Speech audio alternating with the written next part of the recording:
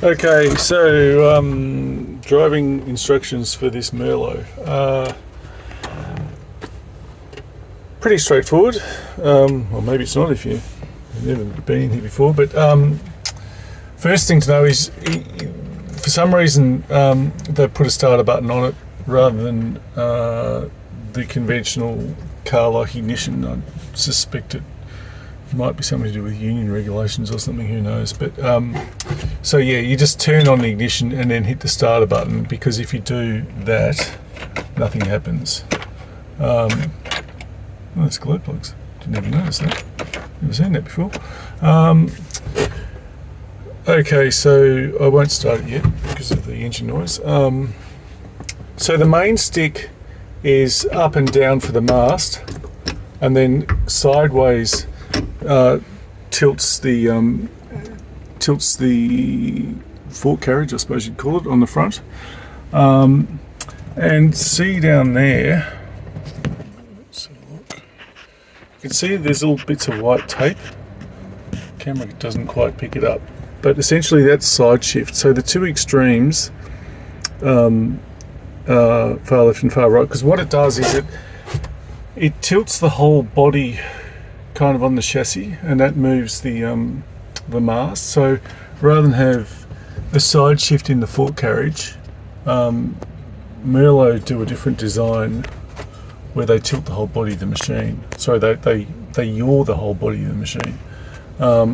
So sometimes it's just hard to know where you are in the side shift position, and it's always better to be centre unless you need to be offset for some reasons, because what you can often do is you use the side shift and then you forget, and then you end up with the machine sort of in one extreme position of the side shift, which is just not great. You can just see it just doesn't sit well.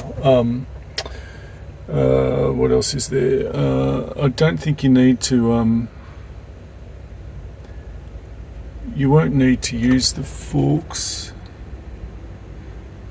I suppose if you do, we can do that anyway. I'll just leave the jib. Marcel knows how to change them anyway. There's just a bit of a trick to getting them on and off. Maybe I'll do that too. Okay, anyway.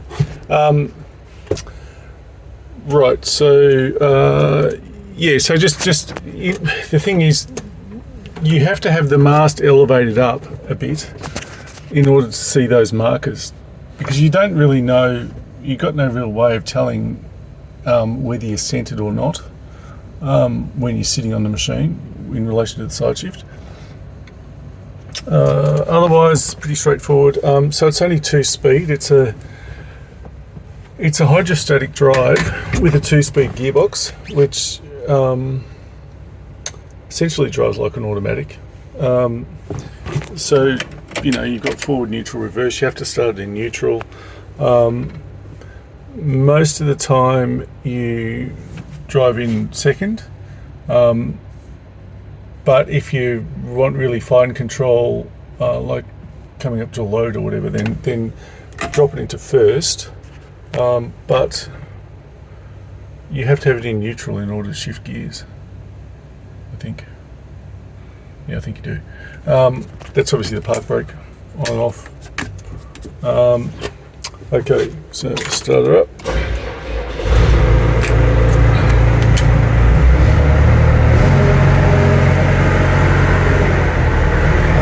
Yeah, you do need it in neutral to swap gears. So I can now shift back to first. So you've got much finer control over the speed when you're in first, and also the brakes are a bit shit on this thing, and the brakes don't really work when you're in second. Right, the machine will still roll, right? It'll keep rolling forward, but if it's in first, it won't roll. You've essentially got 1 foot driving, and you just don't need brakes. When the brakes work, you've got to pump them a bit. I don't know why they keep getting air in them. I've bled them before, but right. So yeah, you won't need to stabilise the legs front. Oh yeah, sorry, this, okay, so we've got up, down with this lever, and then if you want to extend the boom, you push on the second lever, which is the shorter lever, right? And that's also got two functions. It's got an X and Y plane. So sideways is the side shift, right? So forward and back is the boom. It's all quite intuitive. Up and down, and then yeah. If you need to take the jib hook off, I'll show you how to do that. So you go back. See this lever here? That controls that pin there. You can see when I pull the lever, the pin pops in and out, right? So basically what you do is you drop this down, and then while you pull the lever with your other hand, I could use one hand on both because I'm holding the camera, but you retract the pin, and then see how that's then popped out? So then you keep reversing, and then you drop right down, and then you can just roll it forward, drop down, and back off. Similarly, putting on's easy.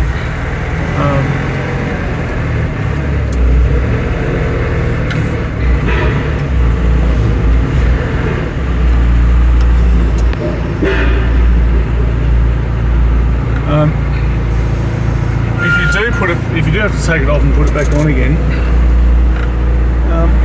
the pin, in order for the pin to engage, it needs to be centered. So see how that's offset, right?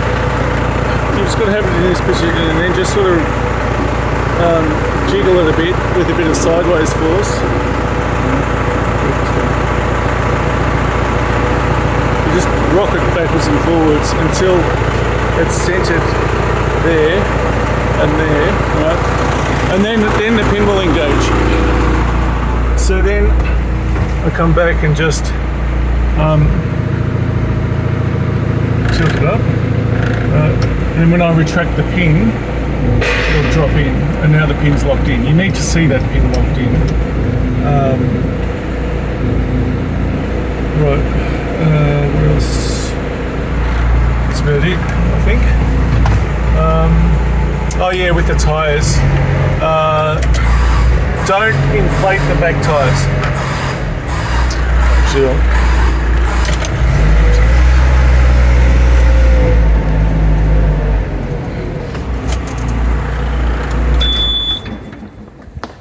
so the back tyres have actually got water in them for extra ballast, so they don't leak. It's only the front ones that have got a very slow leak. And if you're lifting heavy loads, you need to pump them up before you use it, because otherwise you'll be rolling on a really distorted tyre, and you don't want that, because if you break the seal, it's just going to deflate really quickly. So I don't know if you've used this before, but this is my tyre pressure thing. It's like the things at the servo. So it starts on 30 psi. So just crank it up to 60, and it's automatic like the ones at the servo. So you just make sure you turn the tap on. So you have it to 60. You plug it in. You plug it up to the tyre, and it will just automatically bring the tyre pressure up to 60. You can just walk away because it takes a while to blow them up because they're quite big tyres. I think that's it. Okay, all good.